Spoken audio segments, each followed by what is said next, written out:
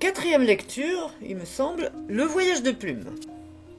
Un petit ours polaire est entraîné à la dérive sur un iceberg, puis ensuite sur un tonneau jusqu'en Afrique. Là, il apprend qu'il existe d'autres couleurs que le blanc, et il fait la connaissance d'un hippopotame. C'est sur le dos d'une baleine qu'il regagne ses terres froides, une histoire d'animaux drôle et tendre. Au pôle Nord, où tout est blanc, tout blanc, vivait un petit ourson polaire, tout blanc lui aussi. Il s'appelait Plume. Aujourd'hui, pour la première fois, il va se promener avec son papa sous la neige. En arrivant au bord de la mer, Papa Ours dit à son fils « Reste là et regarde-moi bien ». Tout le jour, Papa Ours apprend à Plume à nager, à plonger, à rester longtemps sous l'eau et à pêcher. Le soir venu, ils partagent un gros poisson pour leur dîner. Bientôt la nuit va tomber, alors Papa Ours apprend à son fils à faire un gros tas de neige pour se protéger du vent. Et comme Plume est très fatigué, il s'endort très vite, bien à l'abri. Mais durant la nuit, la glace se met doucement à craquer. Un gros morceau se détache et s'en va en flottant sur la mer, emportant Plume endormie derrière son tas de neige. Quand le jour se lève, Plume se retrouve tout seul au milieu de l'océan. Autour de son petit morceau de glace, toute la blancheur a disparu et il fait de moins en moins froid. Le morceau de glace fond vite, bientôt il ne restera plus rien du tout. Heureusement, Plume aperçoit un gros tonneau qui flotte. Alors il se jette à l'eau et nage comme son papa lui a appris pour arriver jusqu'au tonneau. Comme c'est difficile de grimper dessus et d'y rester, avec les vagues qui deviennent de plus en plus grosses, Plume se cramponne en pensant à son papa. La tempête se calme pendant la nuit et au matin, Plume aperçoit la terre au loin. Mais c'est une terre sans glace ni neige.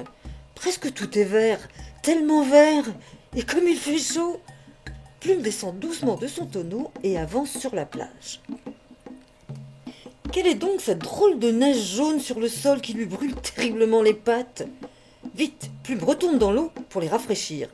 Mais voilà qu'une énorme bête marron en sort en faisant « Bouh !» Plume se sauve. « Mais l'animal n'est pas méchant. Mais je ne voulais pas te faire peur, dit-il à Plume. Je m'appelle Hippo. Et toi, qui es-tu ? Pourquoi es-tu si blanc ? Et d'où viens-tu » Alors Plume lui raconta son pays blanc, son voyage sur un morceau de glace et lui dit qu'il aimerait bien retourner chez lui. Hippo ne comprend pas très bien l'histoire du petit Plume. La neige, la glace, il n'en a jamais vu. Mais il lui dit « Dago, l'aigle des montagnes, est le seul à pouvoir t'aider pour rentrer chez toi. Il a beaucoup voyagé et connaît un tas de choses.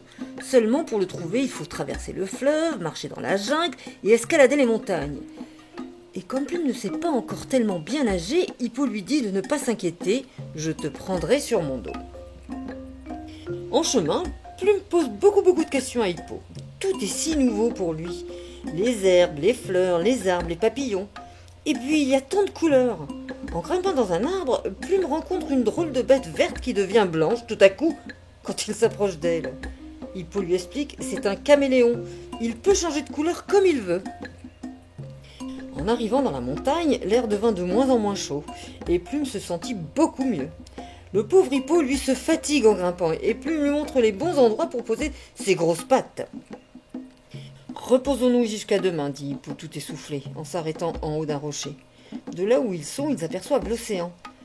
Mais Plume pense à son pays tout blanc qui est si loin maintenant.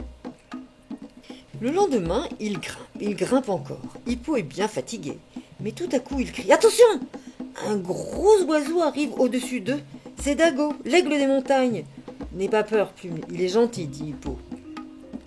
Hippo raconte à Dago l'aventure de Plume. L'aigle est très étonné. Un petit ours polaire en Afrique, comme c'est drôle. Mais il rassure vite Plume. Je vais t'aider. Je parlerai de toi à mon ami Orc et je lui dirai de venir te chercher demain sur la plage et il te ramènera chez toi. Plume remercie Dago et avec Hippo, ils redescendent jusqu'à la plage. Le lendemain, Orc, la baleine, vient prendre Plume au bord de l'eau. « Monte sur mon dos, petit ours, je te ramène chez toi, ne t'inquiète pas. » Plume dit au revoir à ses deux amis et leur crie « Merci pour tout !» Hippo reste seul sur la plage et regarde Plume s'éloigner sur le dos d'Orc. Il est triste. Bientôt, Orc arrive au milieu des glaces dans la mer froide. Tout à coup, Plume s'écrie « Papa, papa, c'est moi !» Papa Ours se demande s'il ne rêve pas. Il voit son petit ourson qu'il croyait perdu arriver sur le dos d'une baleine. Voilà des jours qu'il le cherchait, qu'il l'appelait partout. Il est bien fatigué, mais il va quand même pêcher un gros poisson pour l'offrir à Orque en remerciement. Orque est très content du cadeau. Il le prend et s'en va. Allons, Plume, rentrons vite chez nous. Maman sera si heureuse de te retrouver. Voilà Plume sur le dos de son papa, comme avant, au pôle Nord, où tout est blanc. Tout blanc. Dans l'épaisse fourrure, c'est facile de se tenir. Sur le dos d'Hippo et d'Orque, c'est tellement glissant. Plume se sent en sécurité.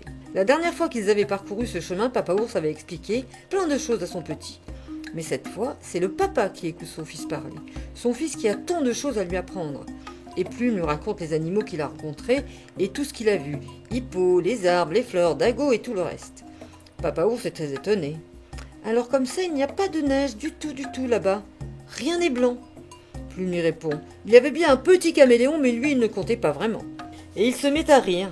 Papa Ours ne comprend pas très bien ce qui fait rire Plume, mais il est très heureux d'avoir retrouvé son petit ourson. Et voilà, c'est fini!